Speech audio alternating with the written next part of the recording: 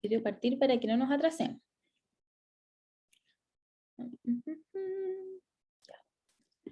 Entonces hoy día vamos a ver la clase de dermatitis.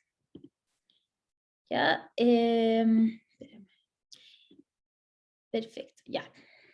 Es una clase que abarca 3 dermatitis, ¿ya? La dermatitis atópica, la dermatitis de contacto, ya sea irritativa o alergénica, y la dermatitis del pañal, que son las más comunes que ustedes van a ver en APS. En general, casi siempre todo o es tiña o es dermatitis, ¿ya? A grandes rasgos.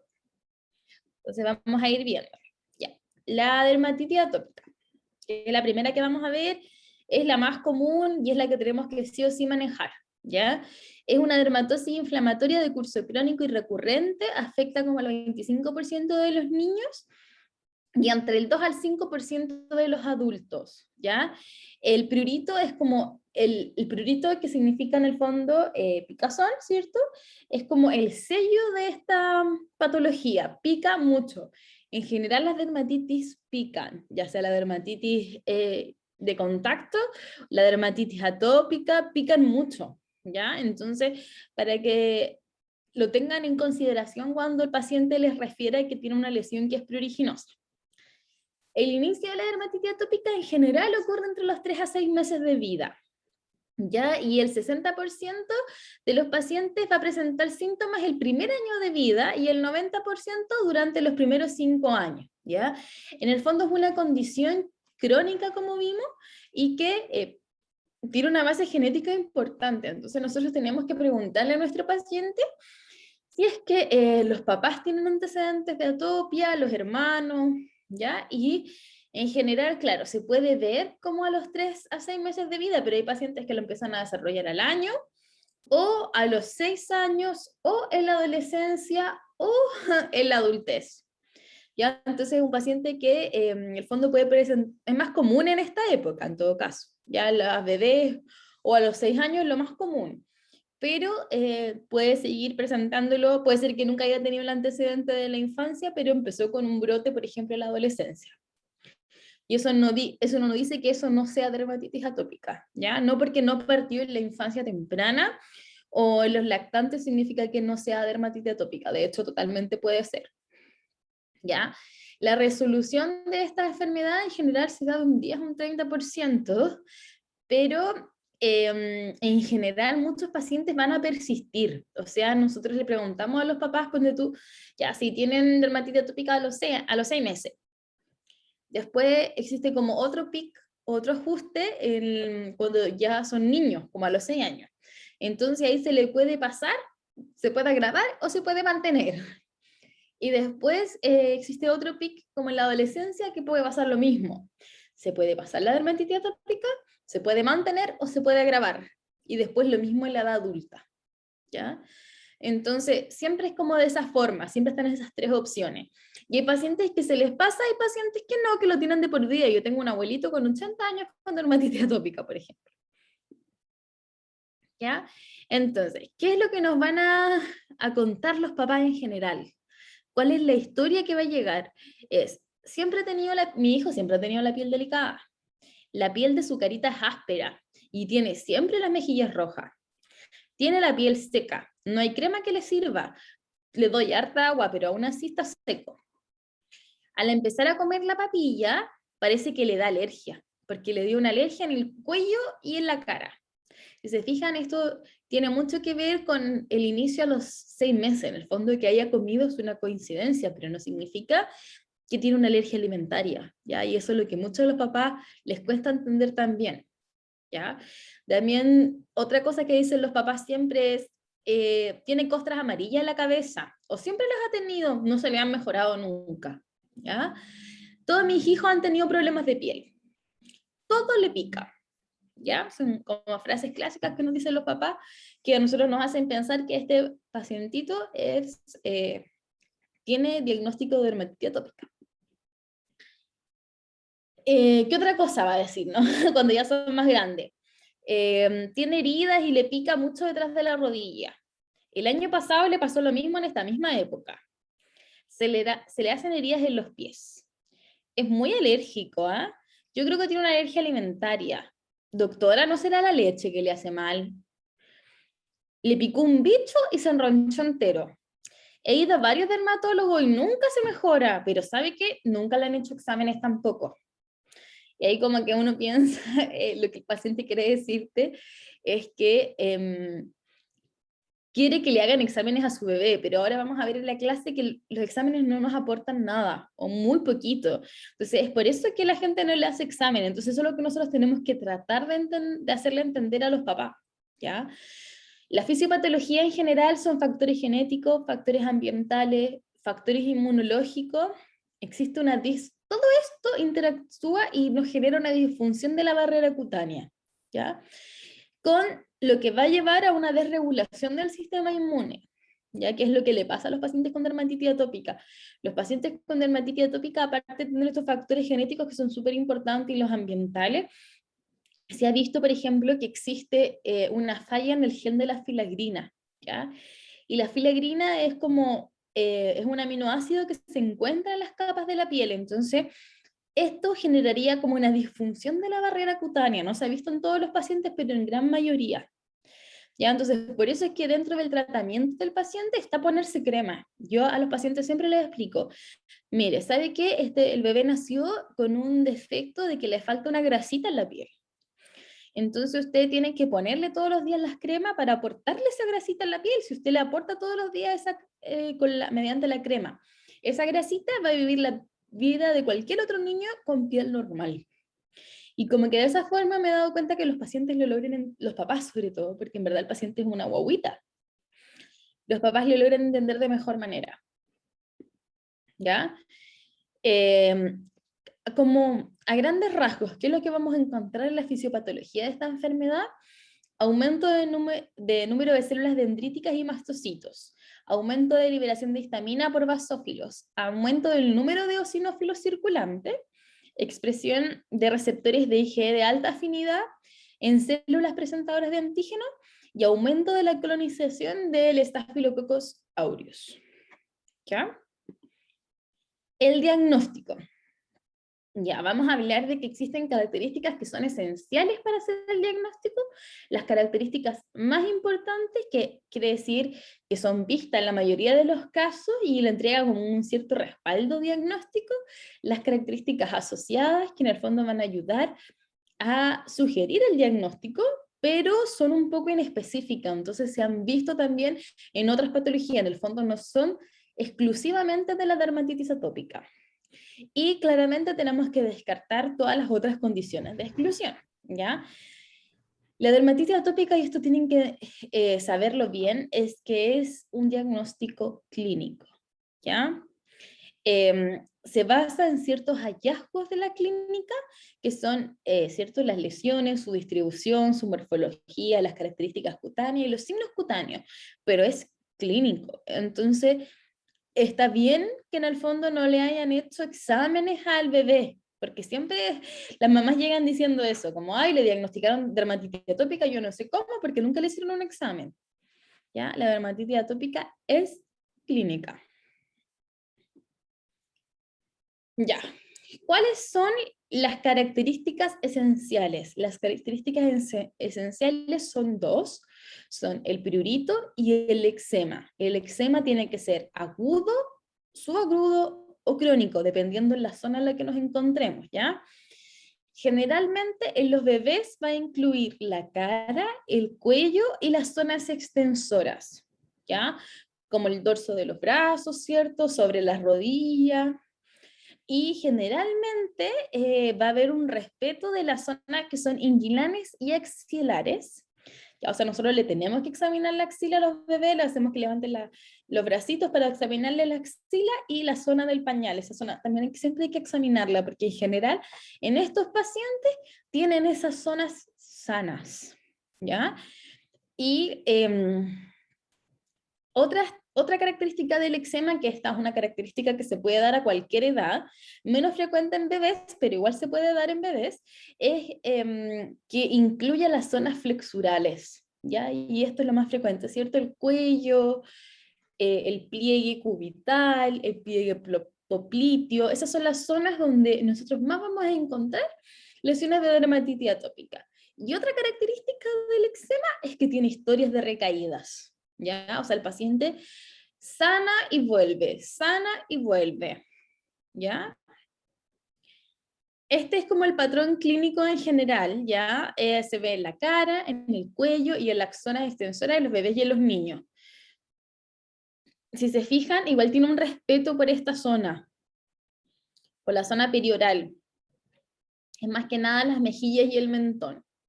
Ya, bueno, y esto pasa mucho, los que quizás se lo van a encontrar. Yo quería actualizar estas fotos porque tengo una foto de una bebé también haitiana con una dermatitis atópica salvaje. Los pacientes haitianos hacen peores dermatitis atópicas porque el país en donde ellos viven tiene un clima distinto al nuestro. Entonces, su piel no está acostumbrada como a este tipo de clima y hacen unas dermatitis horribles, horribles, horribles, horribles. Ya voy a ver si después encuentro la foto y quizás se las puedo compartir a la delegada para que vean que también no solamente se dan pacientes como más caucásicos, sino que también los podemos encontrar en pacientes de raza negra o afrodescendiente. Ya, lesiones clásicas. Esas son las lesiones actuales o previas en la zona de la flexura, ¿cierto? Vimos que estaban ahí en el pliegue cubital, las zonas flexurales de las muñecas, detrás de las rodillas. Esto lo podemos encontrar a cualquier edad. Así que igual es bueno a los niños siempre pedirles que se saquen toda la ropa y empezar a buscar. ¿Ya? Entonces, ¿cuáles son las características importantes?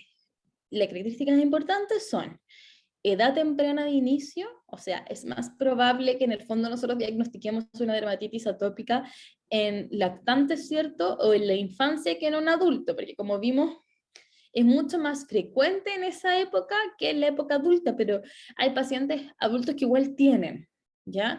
Pero la característica importante sería la edad temprana de inicio, cerosis, que es en el fondo la sequedad de la piel, y la historia familiar o personal de hipersensibilidad mediada por IgE, ¿ya? Esto en general los pacientes los tienen como un antecedente de asma, ¿cierto? O de rinitis, que puede ser tanto personal como de los padres, ¿ya? El 70% de los pacientes que tienen dermatitis atópica tienen una historia familiar en el fondo de algún paciente, ya sea un padre o un hermano con enfermedades atópicas, ¿ya? La posibilidad de desarrollar dermatitis atópica en un paciente que tiene historia familiar es 2 a 3 veces más que en un paciente que no tiene historia familiar ni personal de esta como dermatitis atópica, ¿ya? Y en general uno dice que es 2 a 3 veces más posibilidad de tener dermatitis atópica, por ejemplo, si la mamá o el papá tienen dermatitis atópica, pero si los dos tienen dermatitis atópica, justo el papá y la mamá tienen antecedentes de dermatitis atópica, ese niño tiene 5 veces más posibilidades de tener dermatitis atópica. ¿Ya? Y eso hay que considerarlo. Entonces, eso dentro de la anamnesis que nosotros le tenemos que hacer, tenemos que preguntarle a los papás por esto. Ya. ¿Cuáles son las características asociadas que pueden haber? Palidez centrofacial. ¿Se acuerda que yo les digo que en general como que respetar a esta zona como perioral o como la de la nariz, ¿cierto? Eso es en general una característica asociada que se puede ver también en otras patologías, pero uno la tiende a ver como estos pacientitos como con las mejillas muy rojas y con palidez centrofacial.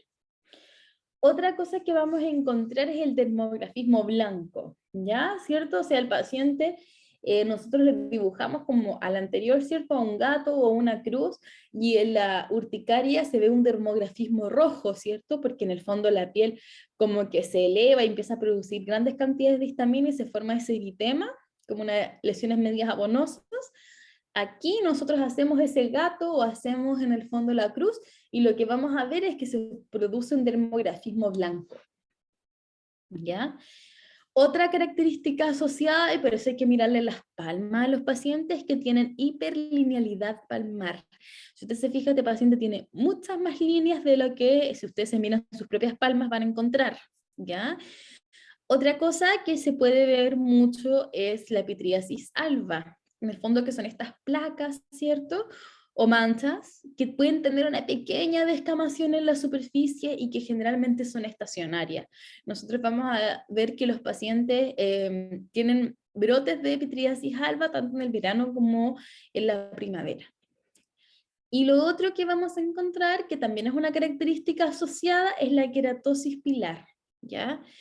Eso es típico de encontrarlo, en el fondo son las pequeñas papulitas foliculares que se pueden encontrar en la superficie o cara extensora de los brazos y en los muslos. Hay algunos pacientes que incluso la tienen en la carita y esto se llama queratosis rubra pilar, ¿ya? Pero lo más frecuente es de encontrarlo en el dorso de los brazos y en los muslos, que son como estas pequeñas pápulas eritematosas, y la gente le dice comúnmente piel de cocodrilo, por si acaso. Yo me encontraba hartos pacientes que me lo nombran de esa forma. Otra característica asociada es el pliegue de Demi Morgan. Ya, si se fijan, este niño no es que tenga una ojera, ¿ya? Sino que existe como un pliegue que se forma con el párpado inferior, ¿ya? Entre el borde del carto medial del ojo hacia el párpado inferior. Y eso se ha visto, por ejemplo, en pacientes que tienen estas condiciones atópicas. Lo mismo que el oscurecimiento periorbitario, ¿ya? Eso igual tiene que estar descrito en la ficha. Siempre tenemos que buscar estas cosas. Y esto ya es un poco más difícil porque lo ven los oftalmólogos, que son las queratoconjuntivitis atópicas. Otra característica asociada es esta fisura que es infraauricular. Generalmente está, ¿cierto?, en la zona de cuando el pabellón auricular se une en el fondo a la piel, ¿cierto? Y se puede ver tanto infraauricular como retroauricular. Entonces nosotros tenemos que, cuando examinemos al paciente, verle detrás de las orejitas, porque suele presentar alguna fisura, ¿ya?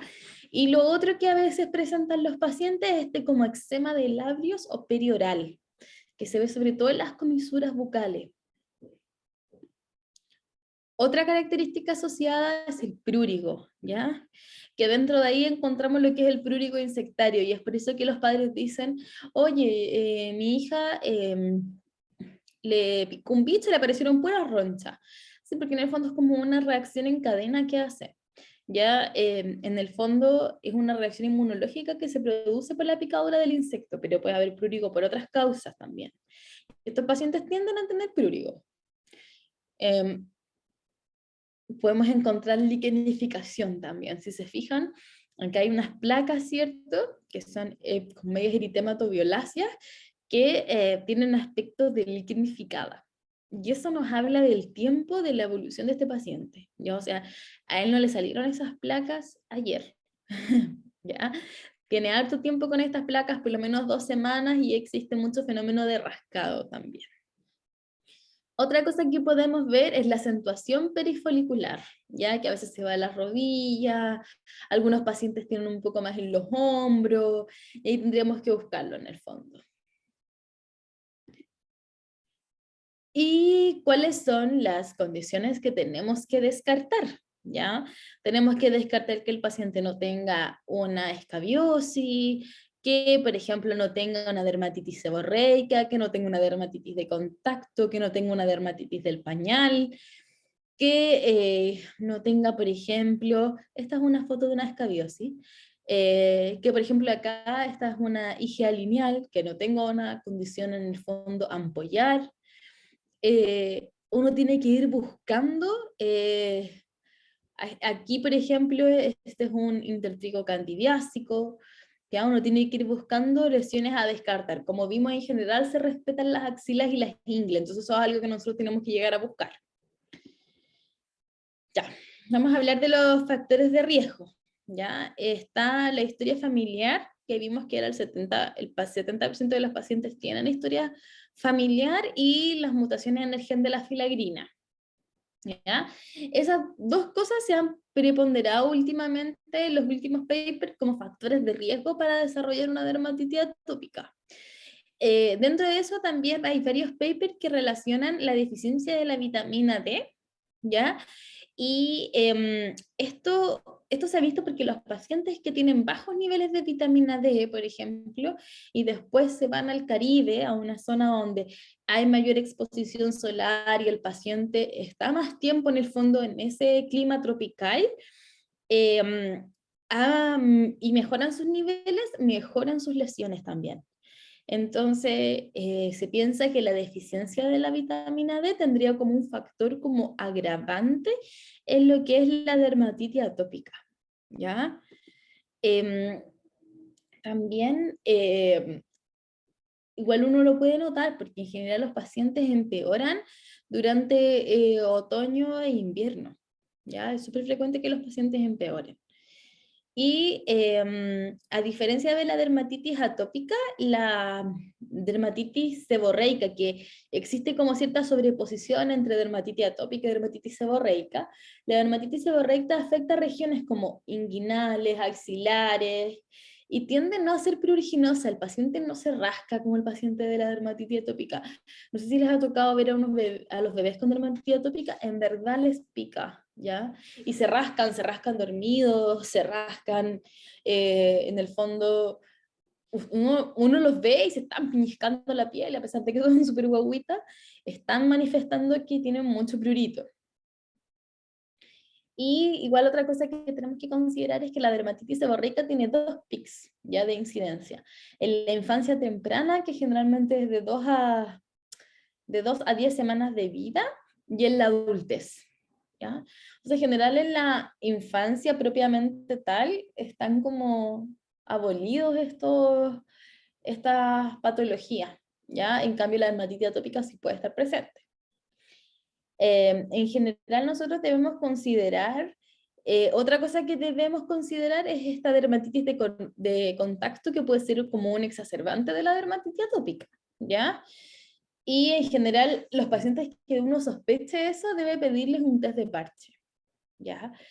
Y cuando no pedimos un test de parche, cuando el paciente tiene estas lesiones que son persistentes, son recalcitrantes, y con historias o examen físico que sean compatibles con una dermatitis de contacto alérgica. En el fondo, por ejemplo, esta foto que vimos acá, ¿cierto? Podría ser que el paciente, aparte de su dermatitis atópica, tuviera una dermatitis de contacto, sí, ¿por qué no? ¿Ya? Y hay pacientes que tienen, por ejemplo, dermatitis de contacto al cuero, por ejemplo, o al níquel, o a ciertas cosas. Entonces hay que evitar en el fondo todo lo que al paciente le pueda exacerbar su condición. ¿Ya? Y les voy a enseñar las medidas generales que les vamos a enseñar a estos pacientes y a las madres. Esto también es súper importante, condiciones clínicas asociadas, ¿ya? ¿Qué es lo que vamos a ver? La marcha atópica, ¿ya? La marcha atópica es lo que se conoce como dermatitis atópica, asma, rinitis alérgica y alergia alimentaria. Hay pacientes que presentan estas 4 condiciones, que es lo que se denomina marcha atópica, ¿ya? Entonces siempre hay que buscarlo porque eso es mucho más frecuente. Por ejemplo, si el paciente tiene rinitis y tiene asma, tiene muchas más posibilidades de tener dermatitis atópica que un paciente que no tiene ninguna de estas dos condiciones, ¿ya? Entonces, por eso las condiciones de atopia, que son esas 4, uno tiene que buscarlas, ya tanto en el paciente como en los familiares, ¿ya? En la adolescencia es súper frecuente que veamos eczema de manos, entonces ahí hay que preguntarle a los papás si tuvieron dermatitis atópica en la infancia o en el periodo de lactancia, ¿ya? Porque generalmente los pacientes adolescentes, que, bueno, ahora no, porque existe también este antecedente del COVID, por ejemplo, ¿cierto? Y que la gente se lava mucho las manos y usa harto el jabón gel, y hay que, cada vez que uno entra a una tienda tiene que ponerse jabón gel, o sea, alcohol gel, perdón. Ahora, claro, vemos más dermatitis de manos por eso, pero antes, en tiempos prepandémicos, en el fondo, nosotros si veíamos a un adolescente que tenía eczema de manos, que había empezado en la adolescencia, ahí nosotros teníamos que buscar dirigidamente el antecedente de atopia. O sea, igual puede ser que el paciente tenga un trastorno obsesivo compulsivo y se lave mucho las manos, también puede ser, si no, eso no lo podemos descartar, pero igual hay que ir a buscar en el fondo el antecedente de atopia, porque puede ser que se trate de una dermatitis atópica de presentación en la adolescencia, ¿ya? Otra cosa que refieren los papás es la alteración del sueño, ¿ya? Es una asociación frecuente y se debe en gran parte al prurito. El paciente le pica tanto que no logra dormir y tampoco deja dormir a los padres ni a los hermanos. Y otra condición como clínica asociada es la depresión y las secuelas como neuropsiquiátricas. Y las dietas de eliminación en general nosotros no las recomendamos, ¿ya? O sea, nosotros no somos muy fanáticos de que los pacientes hagan dieta en el fondo como ya elimina los pescados, elimina el maní. No sabemos si el paciente en verdad tiene alergia a eso.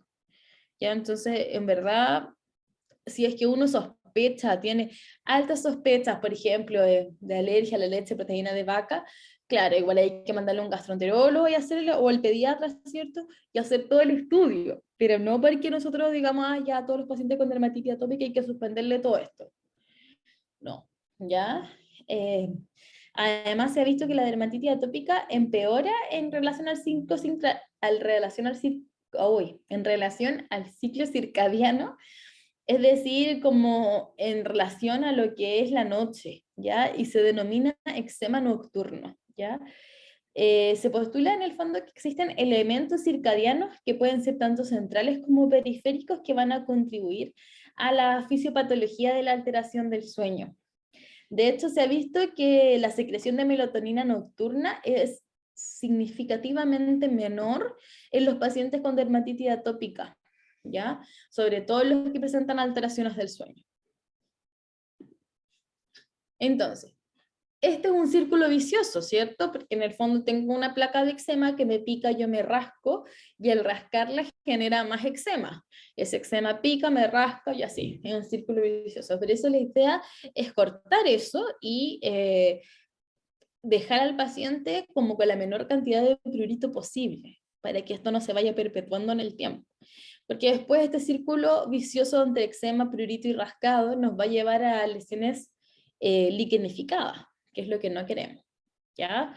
El prurito agudo, como yo les explicaba, es una reacción de hipersensibilidad tipo 1, que en general se da a las salivas de los insectos, a las mordeduras o a las picaduras. Es la dermatosis más frecuente en la infancia y es sub o mal diagnosticado. El tratamiento es súper sencillo porque es sintomático y tiene generalmente distribución acral, en la cara, en el tronco, ¿cierto? Yo creo que han visto niños que tengan estas como, que parecieran como pápulas inflamatorias, pero en un bebé en el fondo, no es que vaya a tener acné, ¿cierto? Es muy pruriginoso y los pacientes como que se rascan y como que excorian, por decirlo así, erosionan las pápulas y generan sobreinfección bacteriana. ¿Ya? Ya. Pilares del tratamiento. Entonces, primero, restitución de la función de la barrera cutánea, manejo de la inflamación y eliminación de los factores que son desencadenantes y exacerbantes. ¿Ya? Ahora vamos con las medidas generales, que es lejos lo más importante para un paciente con dermatitis atópica. El 80% de las remisiones se logran con prácticas en el fondo constantes de estas medidas. ¿Qué vamos a hacer? Hidratación, y ahí podemos usar emolientes, oclusivos o humectantes. Los emolientes lubrican y suavizan la piel, y aquí están los esterato de glicerol, el gliceril esterato y los esteroles de soya, ya hay varios más. Los oclusivos forman una capa para retener la vaporización de agua, y aquí lo más frecuente son los aceites minerales, el petrolato, la dimeticona, ¿cierto? Y los humectantes van a atraer y retener el agua, y aquí los más conocidos son el ácido láctico, el lactato de amonio, la urea y el glicerol.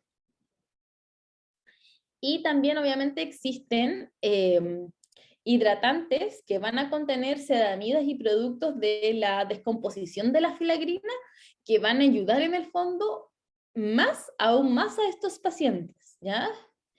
Entonces, nosotros debemos siempre recomendarle a los papás, porque no le vamos a decir como, ah, sí, usted necesita usar un humectante que tenga glicerol. El papá no va a saber qué es eso. Entonces, nosotros debemos decir que tienen que elegir humectantes, ¿ya? Que tengan, o hidratantes en el fondo, que sean libres de aditivos, de fragancias, de perfume y de cualquier agente que sea potencialmente sensibilizador, ¿ya? Entonces, esas cremas Natura no sirven. Las cremas Suanif no sirven. Las cremas con olor, sabor a coco, arándano, tampoco me sirve y tampoco le sirven a la guagua, ¿ya? Necesitamos cosas neutras. Se ha demostrado que en general los hidratantes por sí mismos van a disminuir la inflamación y la severidad de la dermatitis atópica. Entonces, es súper importante que nosotros le digamos a los papás, póngale crema. Yo le digo a las mamás, la idea es que usted le ponga crema 2 veces al día, pero si usted está aburrida, le pone crema. Si usted está viendo la teleserie y el agua está ahí, le pone crema. Si usted está haciendo la comida y está esperando que se cocine, le pone crema. Entre más crema le ponga, mejor va a estar su bebé, ¿ya? Entonces, en general, nosotros los usamos porque van a disminuir la inflamación y la severidad de la dermatitis atópica. Y son utilizados como una terapia en general de primera línea. ¿Ya? O sea, todo lo que es un hidratante es terapia de primera línea. ¿Ya? ¿Cuál es la idea? Donde más se absorben los hidratantes es después del baño. Entonces, decirle a la mamá que después del baño tiene que sí o sí ponerle crema. Y ella te va a preguntar si tiene que bañarlo todos los días y no es necesario. Yo siempre le digo, no es necesario que lo bañe todos los días, pero usted le pone crema todos los días. ¿Ya? Independiente de que lo bañe o no lo bañe. Y en general uno recomienda la aplicación de 2 veces al día crema, ¿ya? Para todo el cuerpo. Otra cosa que es importante, que son como ya los tratamientos que uno va a utilizar y que es lo quizás lo que ustedes más conocen, son los corticoides tópicos, ¿cierto? Y otra cosa que me faltaba decir con respecto al baño. El baño de los pacientes con dermatitis atópica son 5 minutos, incluido el pelo y para afuera, ¿ya? El paciente no tiene que chapotear en el agua. El paciente tiene que bañarlo, secarlo y al tiro colocarle crema dentro de los primeros 3 minutos después de la salida del baño, ¿ya? Porque ahí es donde se ha visto que existe mayor absorción de esta crema. Otra cosa importante es que solamente lo bañen con jabones neutros, nada de jabones, ni los Natura, ni los Suanif, ni ninguna de esas cosas, jabones de glicerina o jabón de aflecho y solo para axilas, genitales y pies, ¿ya? En general el paciente no tiene olor ni en el codo, ni en la rodilla, ni en la espalda, entonces en verdad el paciente no necesita que usted lo enjabone, solo axilas, genitales y pies. Otra cosa súper importante que nosotros le vamos a decir a los papás es el uso del jabón, del detergente Popeye.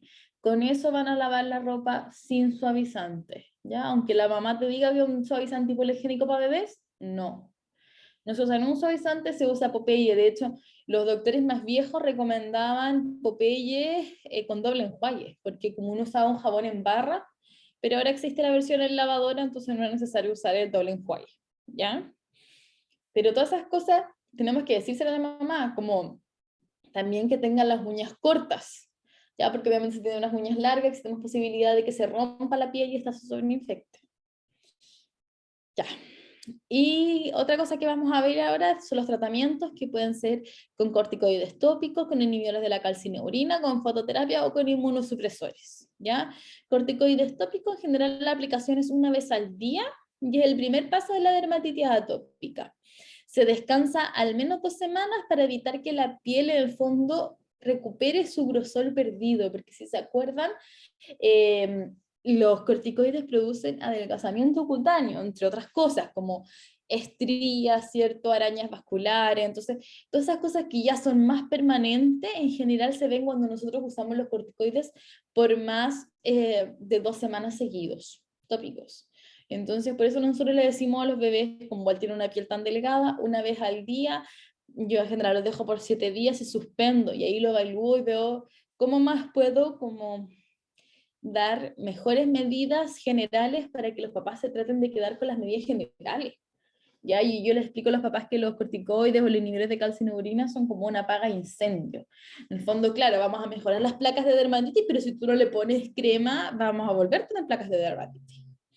¿Ya? Y no vamos a estar usando esta paga de incendio cada cierto rato, porque después va a haber un momento en que se va a generar esta taquifilaxia que tienen los corticoides, en los cuales ya dejan de hacer efecto. ¿ya? Otra cosa que vamos a usar son los inhibidores de calcineurina, y generalmente se usa para zonas sensibles como la cara, la zona no genital, los pliegues. ¿Por qué?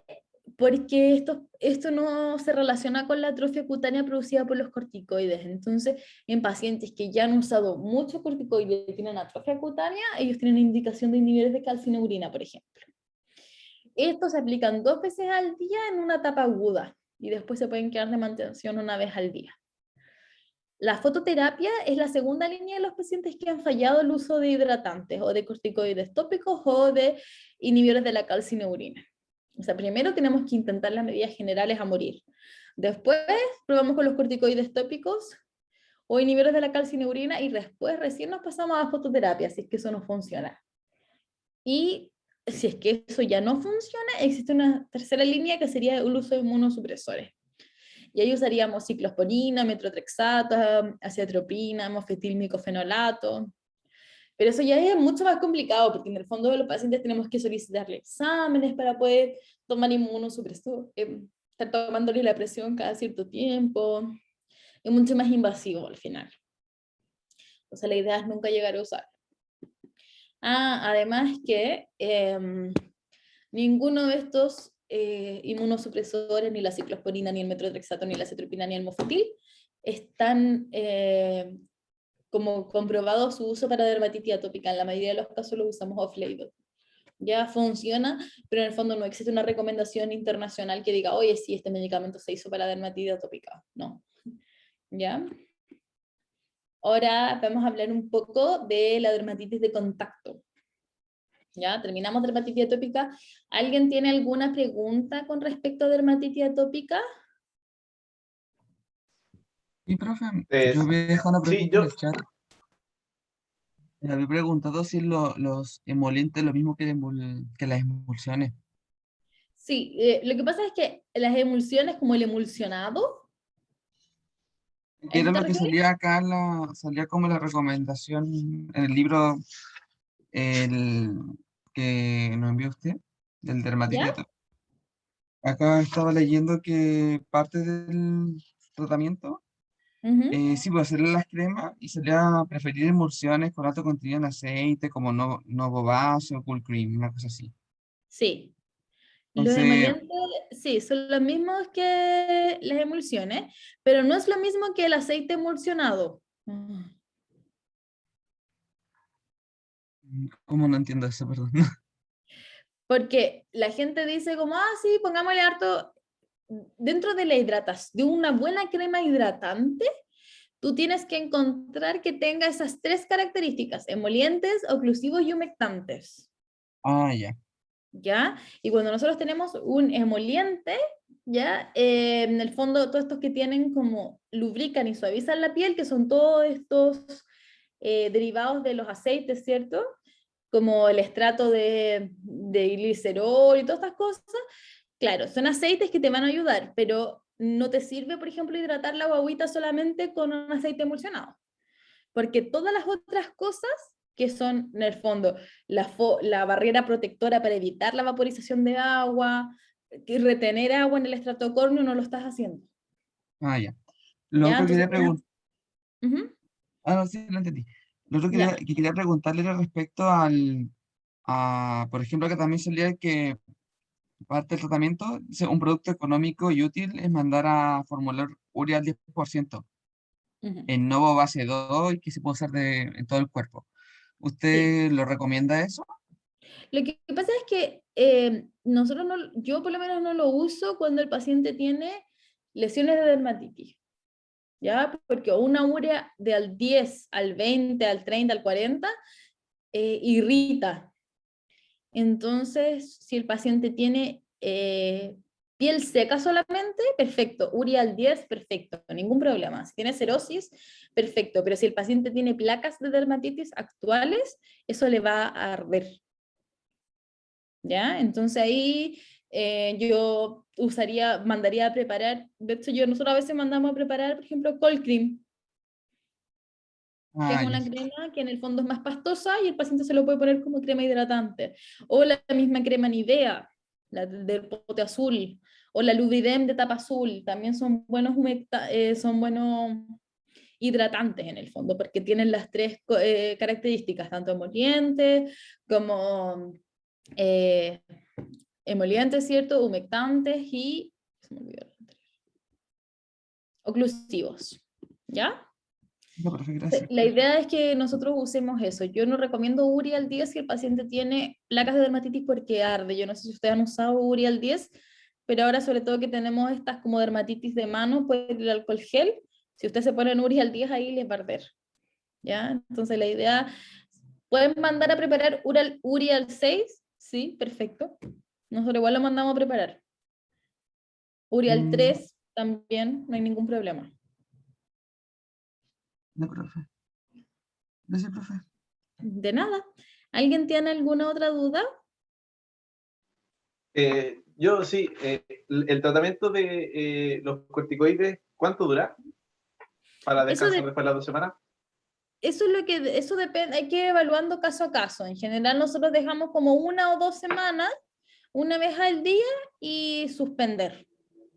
Y ahí esperar que el paciente, ver cómo le va con las medidas generales, por lo menos esté bien Mateo, como la mamá y todo eso, y ahí ver, por ejemplo, si uno puede repetirlo, sí puedes repetirlo, no hay ningún problema.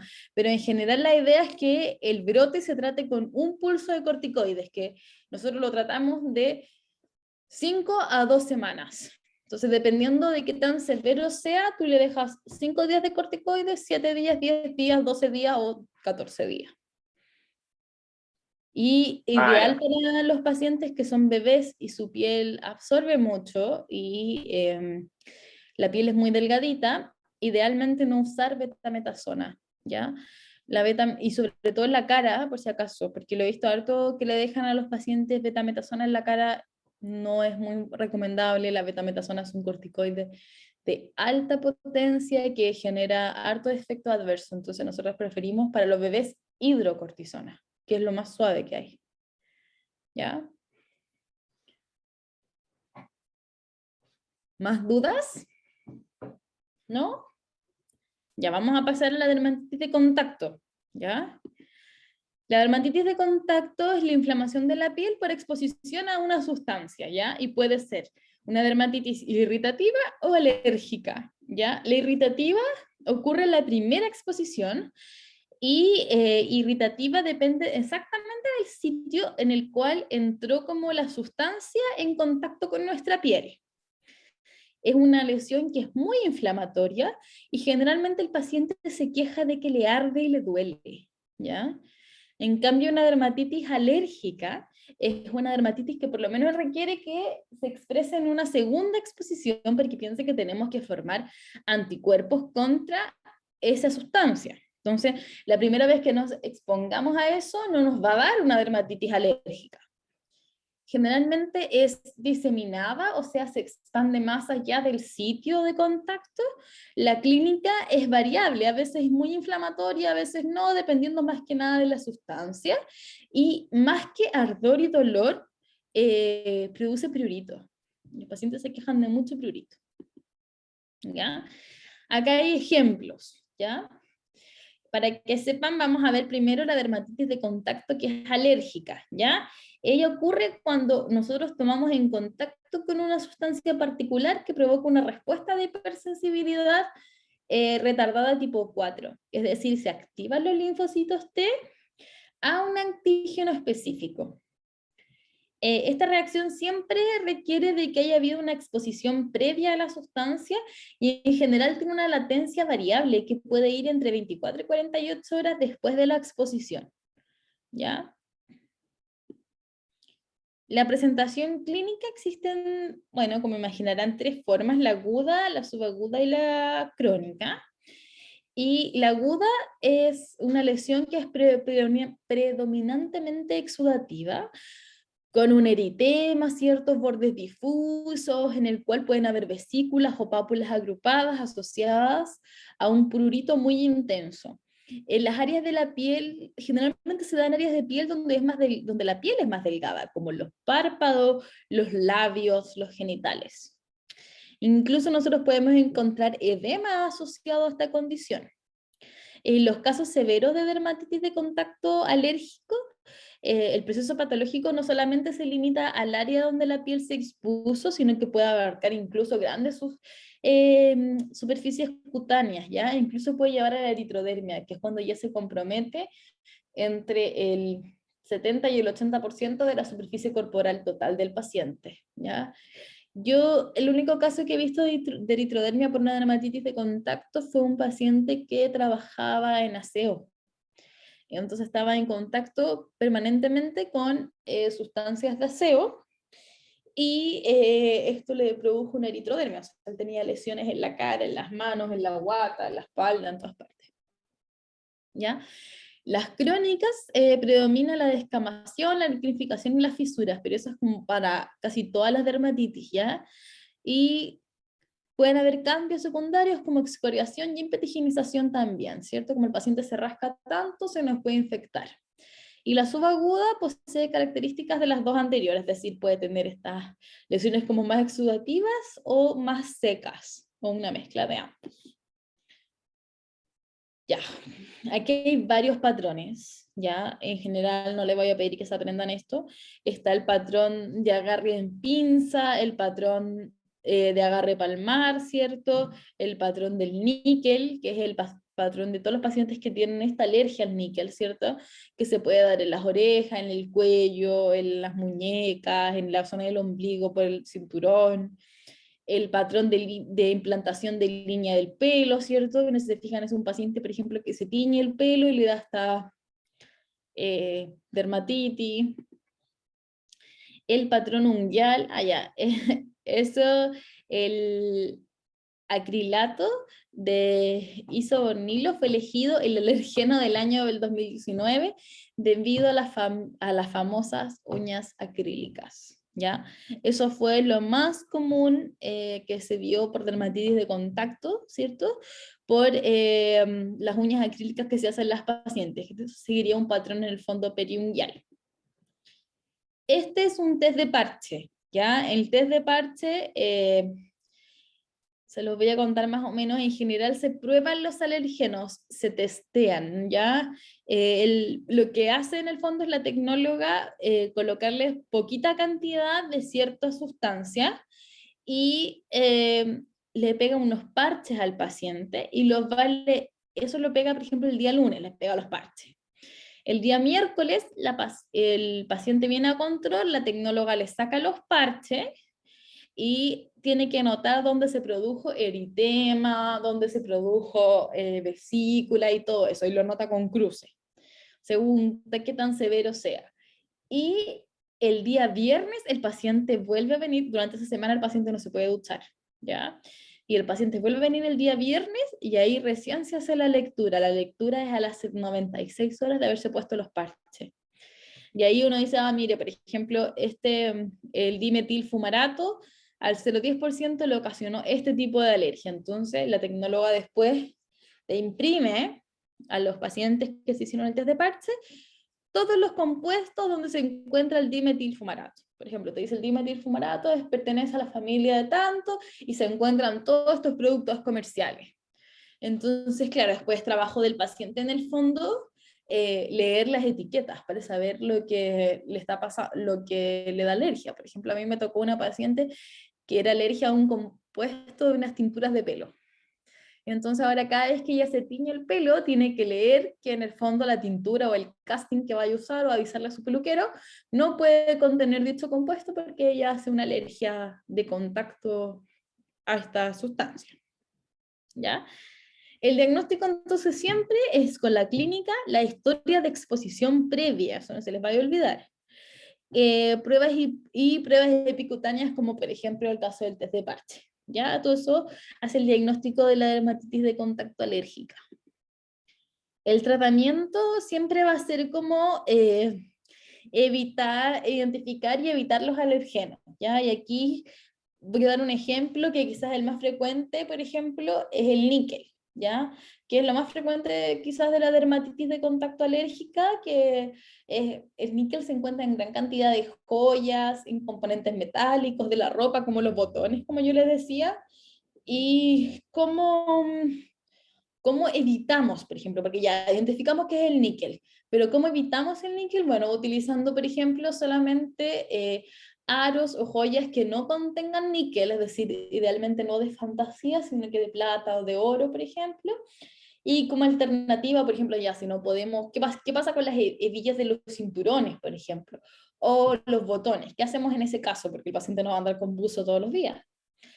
Bueno, en ese caso lo que podemos hacer es pintarlo como con un esmalte de uña transparente o ponerle cinta adhesiva.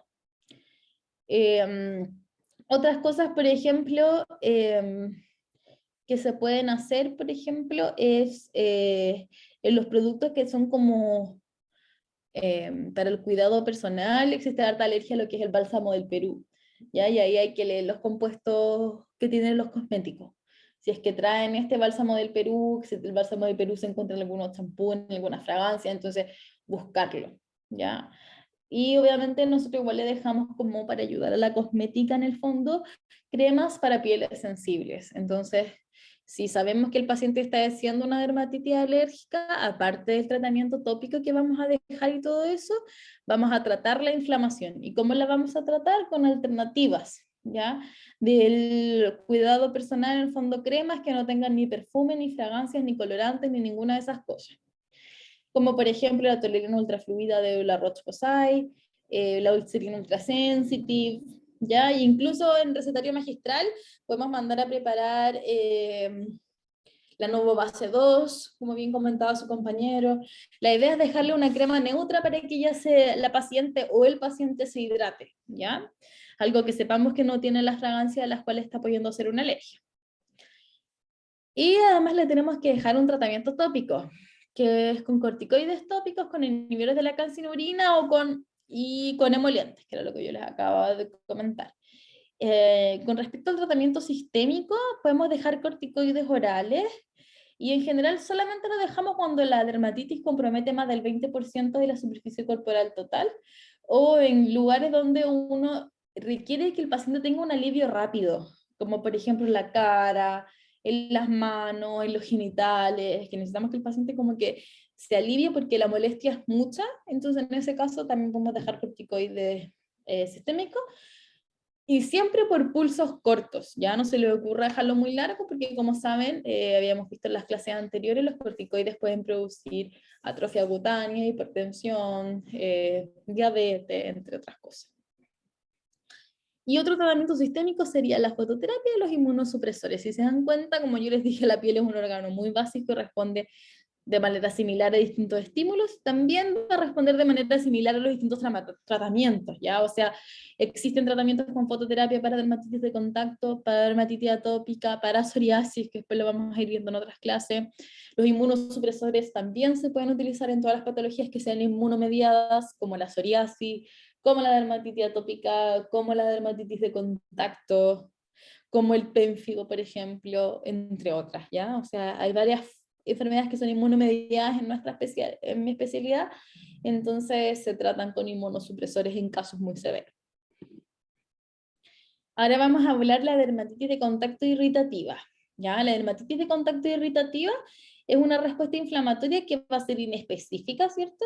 Y se da por una sustancia que entra en contacto con nuestra piel y genera un daño que es directo, ¿ya? En general resulta de la exposición a una sustancia que puede causar irritación, ya sea una irritación física, mecánica o química, ¿ya? Y puede ocurrir desde la primera exposición, pero a veces no necesariamente ocurre desde la primera exposición y esto netamente se da por la dosis, o sea, si nosotros nos exponemos una sola vez al alcohol gel, por ejemplo, no nos va a dar una dermatitis de contacto irritativa. Pero si nos estamos, todo ese día nos pusimos 8, 10, 12 veces alcohol gel en las manos, lo más probable es que tengamos una dermatitis irritativa, ¿ya?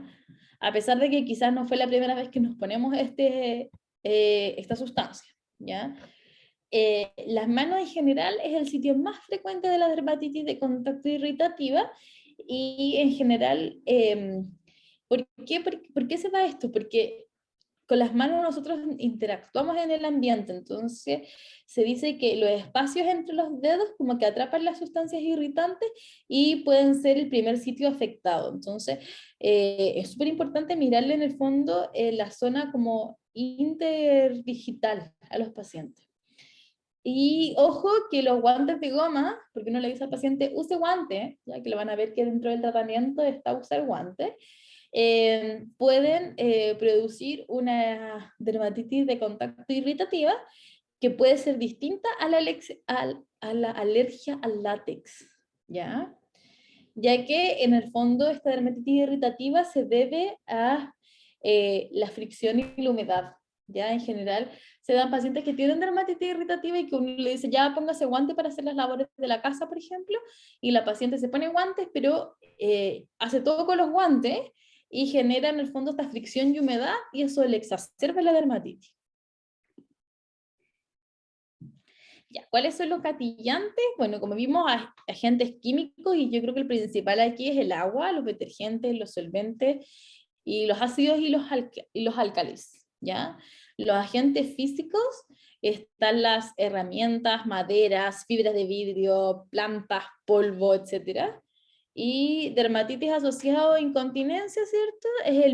Es por un mecanismo físico y químico en el fondo, ¿ya? Esto es generalmente en los pacientes que tienen dermatitis en la zona genital, producto en el fondo de una incontinencia, ¿cierto? Tienen incontinencias, hacen pipí o tienen en el fondo deposiciones de manera involuntaria, eso va a generar en el fondo por este mecanismo tanto físico como químico y el contacto prolongado de la piel con la orina y las heces y la misma fricción que hace el paciente va a generar una dermatitis de contacto.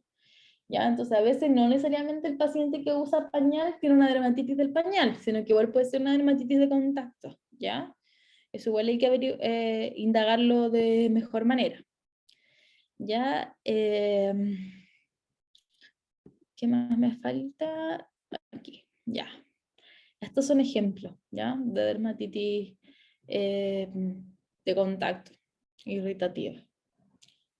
¿Ya? Este es el caso que yo le decía del paciente que tiene incontinencia y tiene contacto frecuente con la orina y las deposiciones en la zona glútea y genera esta dermatitis. El diagnóstico aquí es distinto, se basa en hallazgos clínicos, historia de exposición, hacen el diagnóstico de la dermatitis de contacto irritativo. Una cosa que me faltaba aquí, este por ejemplo es el caso de un paciente que yo les dije como de este diagnóstico de este paciente que tiene como incontinencia, ¿cierto? Pero si nos fijamos bien, las lesiones son súper diferentes, ¿ya? Y aún así las dos son dermatitis de contacto irritativa. ¿Y por qué? Porque esta es aguda y esta ya es más crónica. Ya, si nos fijamos bien en la crónica se ve como con sequedad, con hiperkeratosis, liquenificación, descamación, existen algunas fisuras ahí que hay unas pequeñas costras. Y generalmente estas fisuras de costra están sobre esta base como eritematosa. Y este paciente generalmente tiene harto prurito, ¿ya? Y esto se da como por la exposición repetida y acumulativa de irritantes, que pueden ser incluso irritantes suaves, pero irritantes al fin y al cabo. En cambio, la aguda, uno ve como eritema, edema, rasumación, pueden haber incluso vesículas, ¿cierto? Uno podría pensar que el paciente se quemó incluso de lo rojo que está, y generalmente esto se asocia más a dolor, ¿ya? Y puede a veces presentar también prurito, y uno lo ve por exposición única a irritantes o a cáusticos, o en este caso del paciente con la incontinencia, pero este es como al inicio quizás, pero después obviamente este paciente que tiene incontinencia y nosotros no lo controlamos, no le colocamos medios de protección ni nada, va a ir a un periodo más liquenificado. En el fondo está la foto como inicial. ¿Ya? El tratamiento de esto siempre es identificar y evitar el factor gatillante, al igual que la dermatitis de contacto alérgica. Vamos a minimizar el contacto, usar guantes de guantes de plástico con recubrimiento de algodón. Esto es súper importante porque lo que yo les decía, que en el fondo el guante plástico, por la humedad y por la fricción, exacerba la placa de dermatitis. Entonces es súper importante que nosotros le dejemos, sí, use guantes de algodón, o sea, use guantes plásticos pero con recubrimiento de algodón. ¿Ya? Use guantes en ambientes fríos también. Lave las manos con sustitutos del jabón, ¿ya? Que son como estos jabones Cinder, que son de pH más amigable, porque como vimos el pH de la piel es como de 5, 5,5, entonces la piel no tiene un pH neutro. Entonces cuando nosotros le ponemos el jabón de glicerina o el jabón normal, estamos como alcalinizando nuestra piel. Entonces, los sustitutos del jabón tienen un pH similar al de la piel, lo que hace que sea más amigable en el fondo con nuestra piel, no sea tan irritante. Entonces, los pacientes que tienen esta dermatitis, nosotros tenemos que dejarle sustitutos del jabón. Idealmente usar agua tibia, ¿cierto? Y buen enjuague y secado de manos. ¿Ya? Los tratamientos de la inflamación, al igual que la dermatitis atópica y la dermatitis de contacto alérgica, van a ser los tratamientos, los corticoides tópicos y mucha emoliencia, mucha crema. ¿Ya? La prevención van a hacer uso de guantes y equipos de protección y cremas de barrera. Y esto es súper importante, harta crema. ¿Ya?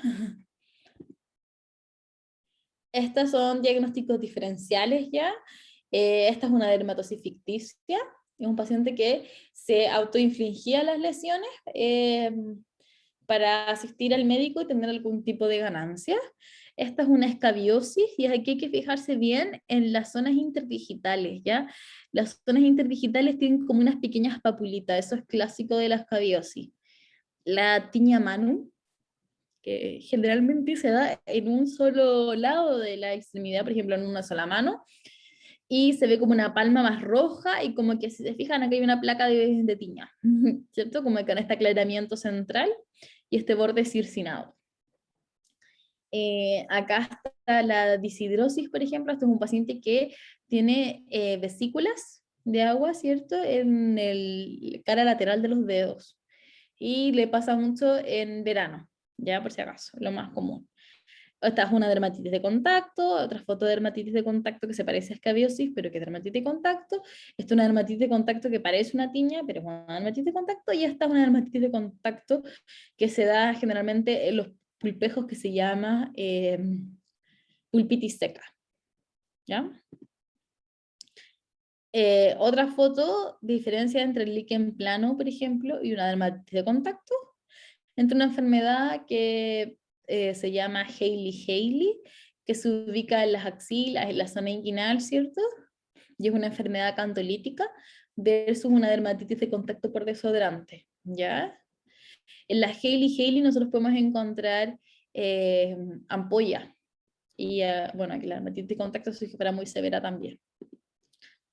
Ahora vamos a hablar un poco de las dermatitis que son fotoinducidas. Y hay aquí existen dos, la que es fototóxica y la que es fotoalérgica. ¿Ya? El, la que se diferencian en cómo responden en el fondo a la distinta radiación. Miren, el espectro de acción de esta respuesta se encuentra entre la que es la UVA y la luz visible.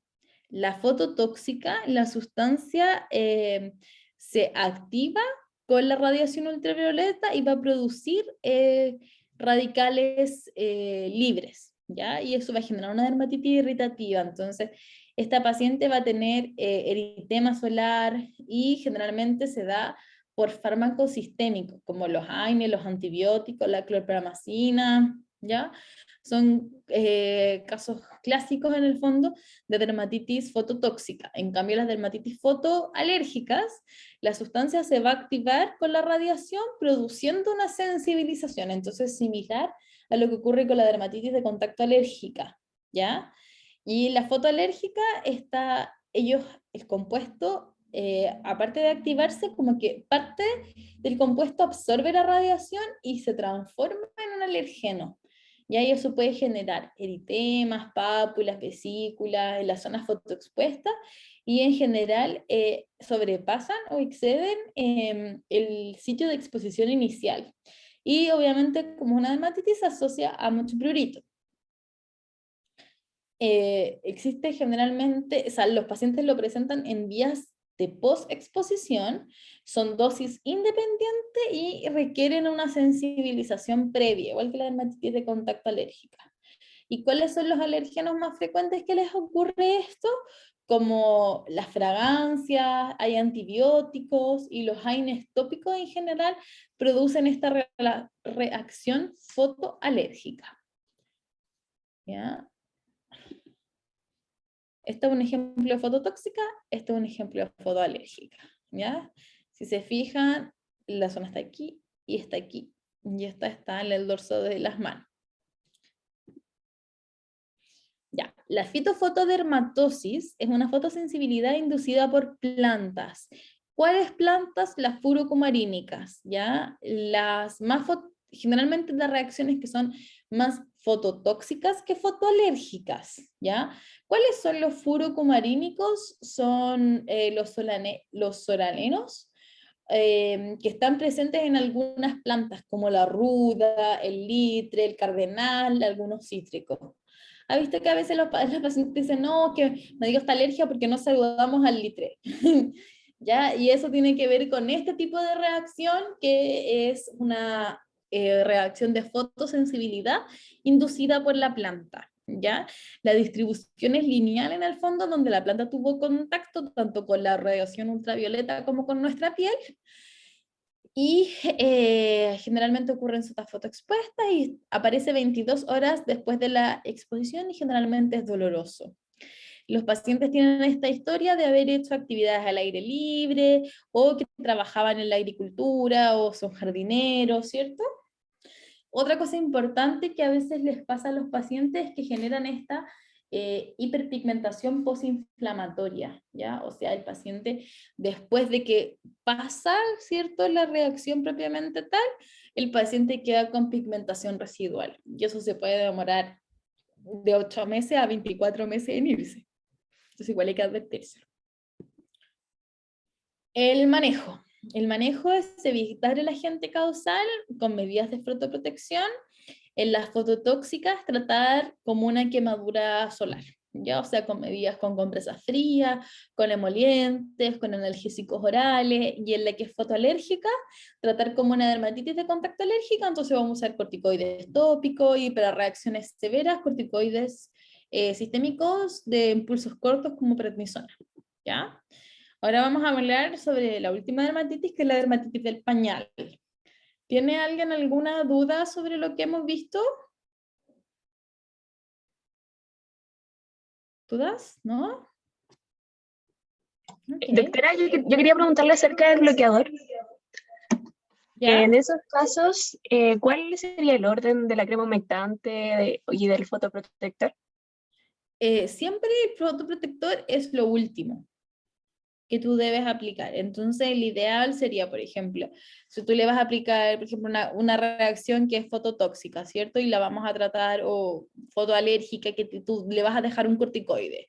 Tú deberías decirle ya, primero que limpie la superficie en la que se va a colocar la crema, que se ponga el corticoide, luego se ponga la crema hidratante, y sobre eso el protector solar. Ya, ¿Sí? y si hay que reaplicar crema, ¿Cuál ¿se hace crema? sobre el bloqueador? ¿Hidratante? ¿Hidratante? Sí. Sí, sobre el protector solar. Ah, ya, no hay que volver a lavar. No, porque igual el protector solar tienes que reaplicarlo. Claro. Gracias. ¿Ya? ¿Alguna otra duda? Ya. Vamos a hablar ahora de la dermatitis del pañal, que es la última dermatitis que nos queda, que es se refiere en el fondo a cualquier erupción cutánea de la piel que se desarrolla sobre un área cubierta por pañal. ¿Ya? Y aquí existen dos posibilidades, ¿ya? Está la dermatitis asociada al uso de pañal, y ahí encontramos la dermatitis de contacto, o dermatitis que puede ser tanto irritativa como alérgica, o dermatitis infecciosa, ¿ya? Y generalmente ocurre cuando es infección es por cándida, ¿ya? Y la dermatosis sin relación etiológica al uso del pañal, que se puede dar en la zona genital, se da la dermatitis inflamatoria como dermatitis seborreica infantil, la psoriasis infantil, la dermatitis atópica, infecciones como impétigo, sífilis, dermatitis estreptocócica perianal, virales como herpes simple, varicela zoster, parasitaria como escabiosis, enfermedades sistémicas como acrodermatitis enteropática o histocitosis de células de Langerhans, o otras como maltrato infantil, ¿ya? Esas son las causas que nosotros debemos excluir cuando nos encontramos frente a una dermatitis del pañal, ¿ya? Porque en el fondo son dermatosis que se encuentran en la zona del pañal, pero no están asociadas al uso del pañal. Las del uso del pañal son las dermatitis de contacto, que pueden ser irritativas o alérgicas, donde la más frecuente es irritativa, que se denomina DAPI. ¿Ya? Y ahí está la pápulo erosiva de Jacquet, el granuloma glúteo infantum y la perianal no estreptocócica. Y también existen las dermatitis infecciosas, que son generalmente por cambio. Ya, esta es una foto de una dermatitis irritativa. La forma más frecuente es la que nosotros llamamos la DAPI, ¿cierto? La prevalencia es entre un 7 a un 50% y la edad de presentación es entre los 8 y los 18 meses. Es mayor entre los 9 y los 12 meses, ahí es donde más lo encontramos, pero el espectro es hasta los 18. ¿Ya? No existen diferencias entre géneros ni razas. Generalmente es autolimitado y es un episodio que que dura de 2 a 3 días, ¿ya? En general, si nosotros realizamos las medidas generales de buena manera, este curso debería irse, ¿ya? Ya, la fisiopatología de la DAPI en general se da por varias cosas. Uno es por la fricción y el ambiente húmedo que es del mismo pañal, ¿ya? Entonces, primero es que existe un ambiente húmedo producido por la fricción, ¿cierto? Y este ambiente húmedo y la fricción van a producir disrupción del estrato córneo. Entonces, las heces y la orina van a generar, ¿cierto? Las heces ureasas y la orina urea, que va a generar como una sobrehidratación que genera este ambiente húmedo que va a producir una disrupción del estrato córneo. La urea también va a pasar a amoníaco, ¿cierto?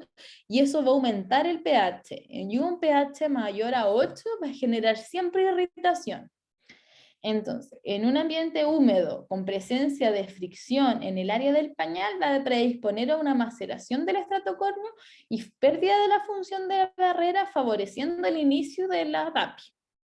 Y los factores que pueden agravar la DAPI son la diarrea crónica, obviamente, la irritación continua sobre la piel, como los niños que son alimentados con fórmula, por ejemplo, se ha visto que tienen mayor incidencia de DAPI que los que son alimentados con leche materna, ¿ya? Y porque se piensa en el fondo que los niños que utilizan leche materna desarrollan deposiciones con un pH más ácido, ¿ya? Porque entre más alcalino sea el pH, mayor cantidad de irritación vamos a tener, ¿ya? La forma clínica de la erupción es totalmente variada, ¿ya? En general se encuentran pápulas, eritema, erosiones superficiales. La mayoría de los pacientes nosotros suponemos que puede ser o asintomática o dolorosa, ¿ya? Y generalmente se da en zonas que son convexas de la piel, ¿ya? Y inicialmente, eso es súper importante, no compromete los pliegues, ¿ya? Si se fijan, los pliegues aquí están respetados, los pliegues inguinales, ¿ya? La DAPI leve se presenta en general como un eritema sobre áreas superficiales con mínima maceración o escoriación, y nosotros, en la mayoría de estos pacientes, el bebé como que no se queja de esto, pero en una DAPI moderada aquí ya existe como dolor asociado, ¿cierto? Y se presenta como un eritema más extenso, con maceración, erosión superficial, costras, y puede haber dolor asociado a estas lesiones. Y en una DAPI severa, las lesiones se presentan como en saca bocado, como que el paciente tuviera úlceras en la zona, úlceras, erosiones, puede incluso en casos muy severos producirse nódulos y pápulas como pseudoverrucosas, ¿cierto? y en ambos casos como que el paciente al orinar va a tener disuria y va a producir una retención urinaria aguda en algunos pacientes.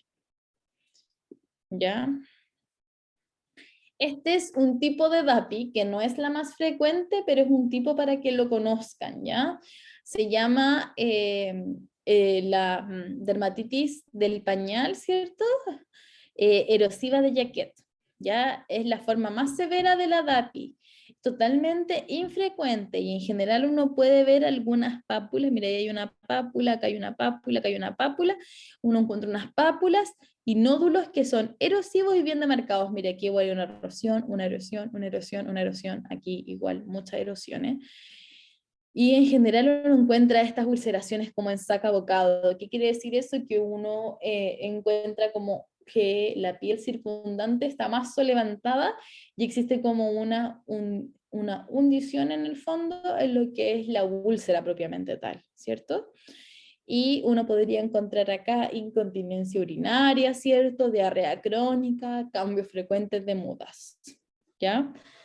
Y uno a veces la encuentra en pacientes que han sido tratados con corticoides en la zona genital, ¿ya? Para que se lo dejen grabados que en verdad los corticoides no van en la zona genital.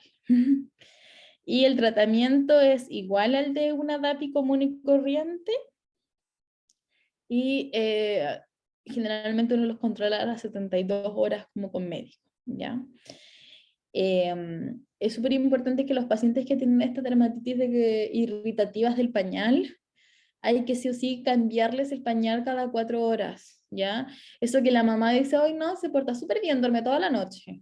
No, hay que cambiarle el pañal, porque si no esto va a producir una dermatitis irritativa, ¿ya? La dermatitis candidiásica, que es una forma que vimos que se asocia a la colonización por cándida, ¿cierto? Esto se da en áreas que son perianales e inguinales, son placas brillantes, y lo más que vamos a encontrar, por eso se los marqué en color negrita, son lesiones satélites o pápulas satélites. Si se fijan aquí, como que la DAPI es esto, pero además igual tiene unas papulitas satélites. Eso es clásico de la cándida. A veces existe un collarete descamativo, como en las micosis, y los factores de riesgo son haber tenido una DAPI de más de 3 días de evolución que no ha sido tratada. Ahí la colonización con cándida es muy, muy frecuente en los pacientes que tienen diarrea crónica o uso de antibióticos. El diagnóstico es clínico y rara vez pedimos micológico y cultivo. Ya. Ahora vamos a hablar sobre el tratamiento. El tratamiento son rutinas de limpieza suave, dejar al aire libre, tratar de usar pañales que tengan poco perfume y sustancias aditivas y un cambio frecuente, ¿ya? La barrera de la piel en el fondo es dañada por a veces el exceso de limpieza. Hay papás que en el fondo se motivan demasiado con la limpieza y pueden generar lesiones si es que usan jabones que son muy fuertes o productos que contengan alcohol o que tengan fragancias, ¿cierto? Y entonces hay que tener ojo con eso. Igual hay como cierto, yo he visto mayor incidencia de estos papás que usan estos pañales que se lavan, ¿cierto? Como para ayudar al planeta por la degradación de los pañales y todo. Es súper bueno, pero tienen que tener cuidado con el enjuague del pañal, ¿ya? Porque me ha tocado ver dermatitis de contacto por esto, por el fondo, no es que el pañal de alergia, sino que en el fondo es una dermatitis de contacto irritativa porque lavan mal el pañal, ¿ya? Entonces igual hay que preguntarlo. Cuando el bebé orina, se requiere una limpieza mínima. No tenemos que meterlo al baño, ponerle jabón ni ninguna sustancia como tan irritante, ¿ya? Porque el uso de sustancias irritantes va a producir mayor cantidad de dermatitis, ¿ya? Y obviamente que después de la defecación ahí sí se requiere un mayor enjuague, ¿cierto? Con agua corriendo tibia y pequeñita cantidad de jabón si es que lo requiere. Y una vez limpio, lo importante es secar la piel, pero sin frotarla, sino que secarla como a palmaditas. Y si es posible dejar un momento al aire libre sin que obviamente sin que eso genere mayores problemas, pero un momento al aire libre hasta que esté completamente seco y ahí poner el pañal, eso es lo más recomendable, ¿ya? Y obviamente que no hay que usar las toallitas húmedas que a las mamás les encantan porque obviamente ayudan con el problema del transporte del bebé cuando van a otro lado y quieren limpiarlo, pero las toallitas húmedas son sensibilizantes, ¿ya? Entonces tienen perfume, tienen fragancia, entonces eso puede generar mayores dermatitis en estos pacientes, entonces no solo puras aguas, la recomendación es agua tibia corriente, ¿ya? Y el tratamiento no farmacológico son las barreras tópicas, que son de prevención y son la primera línea de tratamiento. Generalmente uno genera una barrera física que va a disminuir la fricción, ¿ya? Obviamente, todas estas cremas que generan esta barrera tópica no deben tener preservativos, fragancia, otros aditivos como vitaminas, aloe vera, hierbas, caléndula, ni ninguna de esas cosas. Porque todo eso son posibles como irritantes, sensibilizantes alérgicos, ¿ya? Entonces, nosotros debemos preferir pastas o ungüentos que tengan óxido de zinc o vaselina, ¿ya? Hay unos también que se puede usar como con sucralfato. Ya, obviamente que si el bebé no tiene lesiones en la zona del pañal y la mamá quiere ponerle la cremita de caléndula, no hay ningún problema, ¿ya? Nosotros tenemos que decirle que, pucha, que no es lo más recomendado porque los bebés pueden hacer dermatitis irritativas, pero si la mamá igual quiere ponérsela y en verdad no le pasa nada, perfecto, pero si el paciente tiene lesiones de dermatitis de contacto irritativa, no debe usar nada con perfume, y ahí sí que tenemos que ser mucho más firmes, ¿ya? Con respecto al tratamiento farmacológico, a veces usamos corticoides tópicos de baja potencia en las DAPI que son muy severas o que son refractarias a tratamiento conservador. Pero yo no se lo recomiendo porque yo he visto al otro extremo, he visto que el paciente hace estas erosiones de Jacquet por corticoides tópicos, entonces yo en verdad prefiero no usarlo y tratar de usar medidas generales, ¿cierto? Medidas de barrera o plantearme otro diagnóstico. Si es que yo creo que el paciente, porque hay bebés que tienen psoriasis genital, ¿sí? Existe la psoriasis genital. ¿Y es frecuente en los bebés? Sí, pero o sea, no es que sea más frecuente, o sea, es más frecuente en los bebés que en los adultos, ¿ya? Pero no es un diagnóstico con el que yo diga, hoy que todos los bebés que no me respondan a tratamiento tienen psoriasis, no. ¿Ya? Entonces, si yo pienso que en el fondo el paciente puede tener otro diagnóstico diferencial, lo mejor es derivar. ¿Ya? Lo mejor es derivar. Ahora más que existe como esa herramienta que antes no existía, que es la teleconsulta, ¿cierto? La mayoría de los consultorios de Chile tiene acceso al hospital digital, entonces ustedes suben sus casos, suben las fotos, y nosotros tenemos 5 días hábiles para contestar. Entonces, en verdad es una respuesta mucho más rápida que enviarlo al hospital, ¿ya? La terapia antimicótica, que varios me han preguntado, está indicada en los siguientes casos.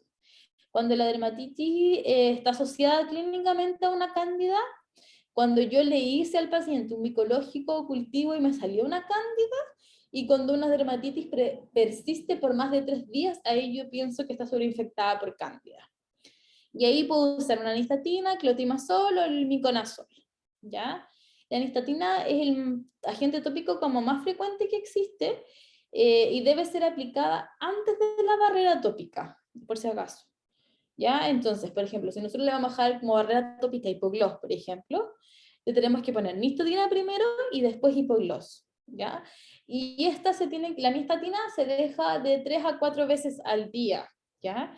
Y obviamente tenemos que decirle a la mamá que el bebé debe ser cambiado 6 veces al día, ese es el ideal, ¿ya? Entonces, dentro de esas 6 veces, en 3 veces debe ponerle 3 a 4 veces anistatina y el resto de las veces solamente la barrera que se eligió, ¿cachai? La crema que se eligió en ese momento. Que puede ser el hipogloss, hay pasta láser, hay unas súper buenas de Uriach, la Istin ZN40, dependiendo en verdad de qué tan severa sea la dermatitis, cuáles son los recursos que tiene el paciente para poder dejarle alguna otra crema, ¿ya? Y los antimicóticos sistémicos los damos solamente cuando existe candidiasis oral candidiasis del pañal que no va a responder a tratamiento tópico. Y ahí se puede dejar nystatina en gotas, que se dejan 20 gotitas cada 6 horas por 7 días, o el miconazol gel, que eso es lo que en verdad nosotros más usamos, que es un cuarto de cucharadita en menores de 6 meses y media cucharadita de té en mayores de 6 meses, cada 6 horas, y eso se deja hasta que las lesiones desaparezcan, que en general máximo son por 7 días, ¿ya? Y obviamente que la combinación de productos que tengan clotrimazol y betametasona, o nistatina y acetonitramcinolona deben ser evitados por el riesgo que tienen de generar una RAM, ¿ya? Entonces, ponerle betametasona a la zona genital es una muy mala idea, ¿ya? En general no debemos preferir usar ni acetonitramcinolona, que es un corticoide de moderada potencia, ni betametasona, que es un corticoide de alta potencia, ¿ya? Por si acaso. Eso. ¿Alguna duda con respecto a esta clase? Que igual es larga porque son varias cosas. Tratamos de juntar todas las dermatitis en una. Profe, Ujú. a mí me queda la duda cuando las mamás hoy actualmente usan mucho el pañal de género. ¿Ya? ¿Es recomendable su uso? ¿Hay alguna prevalencia, incidencia más de que haya dermatitis del pañal con esto? En los Los lactantes. pañales que se están usando ahora, que esos que se lavan, ¿dice usted? Sí, sí, eso de que será. Ujú. En general no hay estudios de que haya tasa de dermatitis. Si el pañal es usado de buena manera, es decir, se lava como se recomienda lavar y toda la cosa, y a veces yo he visto que los papás usan detergentes muy fuertes para sacar en el fondo las deposiciones y eso puede funcionar como un sensibilizador en el fondo para tener dermatitis de contacto irritativa. Pero si después de lavar el pañal con el detergente fuerte, igual después ustedes lo lavan con jabón popé o siguen en el fondo las medidas generales, no debiese haber más casos de dermatitis irritativa. En el fondo se da porque a veces los papás no enjuagan bien el pañal, quedan rastros de detergente, lavan con detergentes que son muy fuertes y por eso es que quedan, pero no porque el pañal propiamente tal haga que estos pacientes tengan más dermatitis de contacto. Gracias, profe. De nada. Profe, yo quería Ajá. preguntarle si se puede asociar antihistamínicos orales en caso de las dermatitis de contacto alérgica. Ah, sí, por supuesto, sí. Sí, Ah, ya. puede asociarle antihistamínicos sin ningún problema. Sí. ¿Y como por cuánto tiempo podríamos dejarlo? ¿Una semana? ¿Se deja junto con los corticoides? ¿O lo Sí, dejamos pero una eso, semana? eso igual tú puedes dejarlo, por ejemplo, hasta por 2 semanas, incluso un mes, ¿ya? Mientras el paciente hace, porque en el fondo eh, la piel seca pica de base, entonces el paciente tiene como una piel que está más seca y que tiene una placa de dermatitis, tú le puedes dejar en el fondo el antihistamínico y dejarle corticoides y todo eso, y mientras él se hace el hábito de ponerse crema todos los días, porque la idea en el fondo es que después él ya no use ni el corticoide ni el antihistamínico y solo use crema. Pero Ah, para ya. eso tiene que hacerse el hábito de colocarse todos los días crema por lo menos 2 veces al día. Entonces, Mm. mientras tanto, te sirve como un coadyuvante. Ah, ya, profe. Gracias. De nada.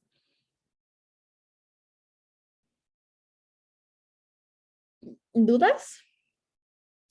¿Dudas? ¿No? Mañana vamos a tener la clase de enfermedades de transmisión sexual, que es la clase mañana de ITS, y el viernes tenemos un taller, déjenme revisar exactamente cuál es. El viernes tenemos el taller de, enfermedades ampollares, ¿ya? La idea, yo aquí les puse en el taller que vamos a hablar, las enfermedades ampollares son muchas, ¿ya? Como 8. Y nosotros vamos a hablar en el taller solamente de pénfigo y penfigoide, ¿ya? Que son como las más comunes. En general, casi todas las enfermedades ampollares son de derivación, ¿ya? O sea, esta es la ven y derivan. Lo importante es que sepan cómo derivarlo, ¿ya? Entonces vamos a ver solo las que son las dos más frecuentes, ¿ya? cosa de que si se ven con esto, como que sepan identificarlos de buena manera, ¿ya? Quizás es el taller más difícil que vamos a tener porque la materia en sí es más difícil, ¿ya? Y vamos a retomar el cachito del taller de que nos quedó del viernes pasado, ¿ya? Igual el taller va a partir a las 3 y la clase de mañana igual va a partir a las 3. ¿Dudas? Profe, yo una consulta. ¿Mm? La dermatitis que nos pasó, que era por exposición ultravioleta, ¿se puede llegar a ser considerada como una enfermedad laboral? Sí. Sí. Ah, Eso igual está, de hecho nosotros mandamos, por ejemplo, ese paciente que yo te conté que era con esta dermatitis de contacto irritativa, que no era por exposición solar, sino que era por los irritantes que usaba como al hacer su trabajo. eh, Esto tiene que ser derivado y estudiado por un dermatólogo de la Mutual, ¿ya? Los dermatólogos de la Mutual están capacitados para saber si es que esto efectivamente es o no es laboral, ¿ya? Y tienen un test de parche mucho más avanzado que lo que nosotros tenemos en el hospital, porque en el fondo prueban alergenos contra lo que el paciente se ve expuesto todos los días en su trabajo. Y si ellos determinan que es laboral, es laboral. Entonces, si ustedes sospechan una dermatitis que puede ser laboral, tienen que derivarla a la mutualidad que le corresponde, para que le hagan el estudio completo. Le hacen test de parche, le hacen todo. Y todo corre por la mutualidad también, que eso es algo bueno porque en verdad el test de parche igual es caro, ¿ya? Entonces, es súper bueno ese apoyo que hay. ¿Más preguntas? Profe, ¿me podría quedar conversando con usted después? ¿Un Ujú. ratito? Claro, sí. Gracias. ¿Alguien tiene alguna otra duda? ¿No? Ya, si nadie tiene ninguna otra duda, nos vemos mañana en la clase de ITS a las 3.